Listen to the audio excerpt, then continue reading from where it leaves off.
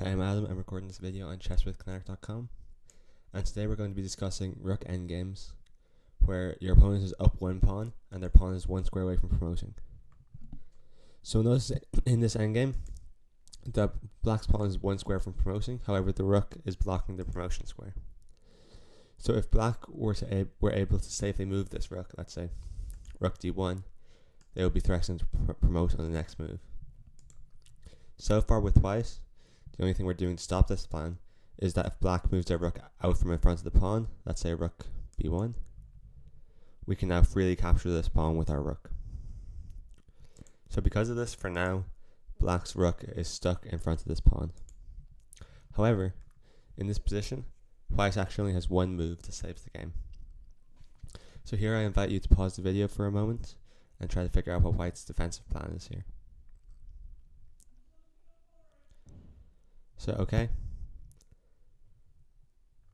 So first of all, let's go through white's tempting options. So naturally, we would like to start bringing our king towards. We'd like to start bringing our king towards the pawn, because if we can bring the king right up beside the pawn, then eventually we will be free to capture it.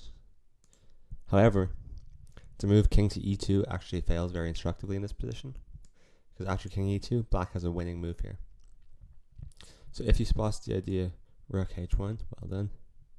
And this is a very tricky idea, because as we discussed earlier, if white doesn't capture this pawn, then black will queen on the next turn, and after takes they can take it back with their rook. And crucially, if white does take the pawn, we now go rook to h2 check, skewering the king and the rook to each other. So this won't do. So king e2 fails to the rook h1 tactic, which is this sort of tactic is very important in these positions and will come up later. So let's say now we go for the same idea of walking towards this pawn, but instead of king e2, we go king to e3. So that now if they go rook h1, then after takes, there'll no longer be a skewer. However, this one also fails simply, as when our king leaves the second rank, black can now freely move their rook with check, and after white moves out of check, black will again queen their pawn. So this won't do either. So now keeping in mind that the two things we need to stop here are the rook moving out with check if we move our king onto the third, and the rook moving over and threatening a skewer if we leave our king in the middle. So now we need to find a move where our king just stops both of these ideas. And this leads us to white's defensive idea in this endgame, which is king to g2.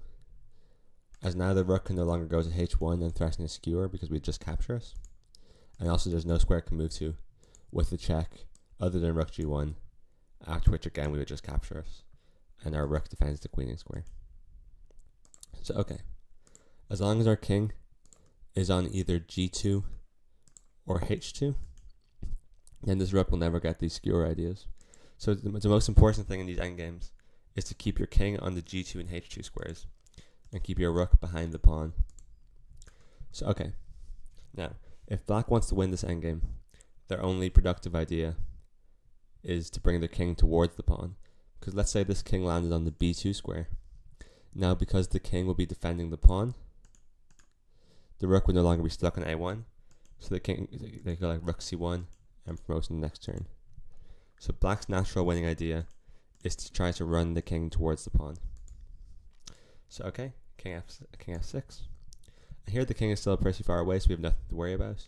So I would be happy to just shuffle my king between the two safe squares on h2 and g2. So let's say black's king keeps running. King g2, king d4, king h2, king c3, king g2.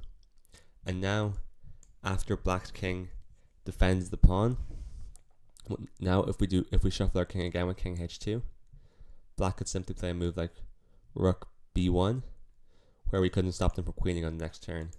Because now if we start checking, black's king can run all the way back, and at the end they can go a1 queen. So now that the king is on b2, we need to force the king out of there. However, we'll notice, because of the way that black's pieces are set up, black's king will never be able to hide behind the piece, because it can't go to the a0 square, where the arrow is. So So now that black's king has no shelter, we can just check black's king, and there's nowhere to hide, so it has to run back. Check. And as long as it stays close to the pawn, we'll keep checking it. So okay, black's king will be forced to move backwards. We can keep checking it. Keep checking. And there's one crucial point, which is in this position. We actually can't check black's king again, because if we go rook c8 check, then the king would move to b7, and on b7 it would cover our rook's important a8 square, where it would be hiding, attacking the pawn.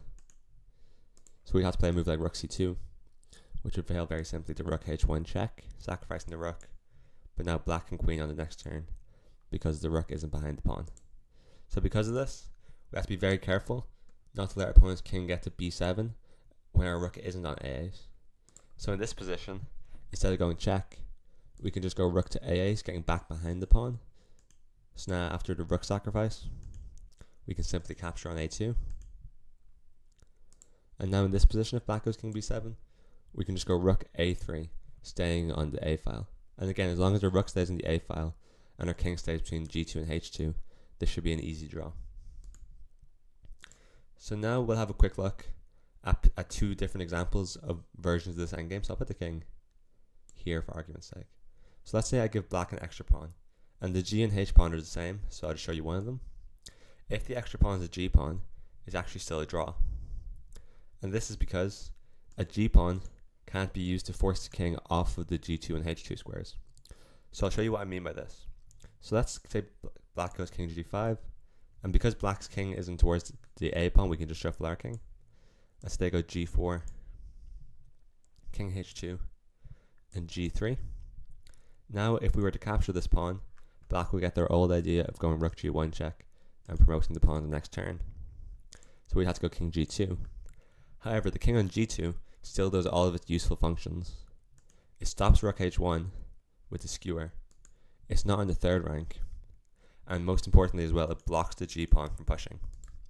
And this would be the exact same if it was a h pawn. So this pawn was on h3 and the king is on h2. This is the exact same idea. So now the g pawn is actually useless, and if black's king runs up here, we have the exact same idea and it's still a draw. However, if we make this pawn an f pawn, and it would be the same if it was a d pawn, an e pawn, a c pawn, or a b pawn. Now this is actually very easily winning for black. And the reason this is winning is because now, let's say we shuffle, I'll say rook a7, f4, rook a8, f3. Now we're actually forced to make a concession here, because if we capture the pawn, then black can go check and queen on the next turn. If we go king f2, like in the previous position trying to block the pawn, now we allow black to go rook h1, where they're threatening to queen. And if we take, again they get rook h2, skewering the king and the rook. And lastly, if we try to stay in our safe squares with king h2, now black can go f2, and the rook is protecting the queening square, and black is going to queen on the next turn. So in this endgame, if it's just one pawn, it's a draw. If black has an extra pawn, that's either a g pawn or a h pawn, it's a draw. And if the extra pawn is an f pawn, an e pawn, a d pawn, a c pawn, or a b pawn, then black is winning. So thank you very much for watching, and goodbye.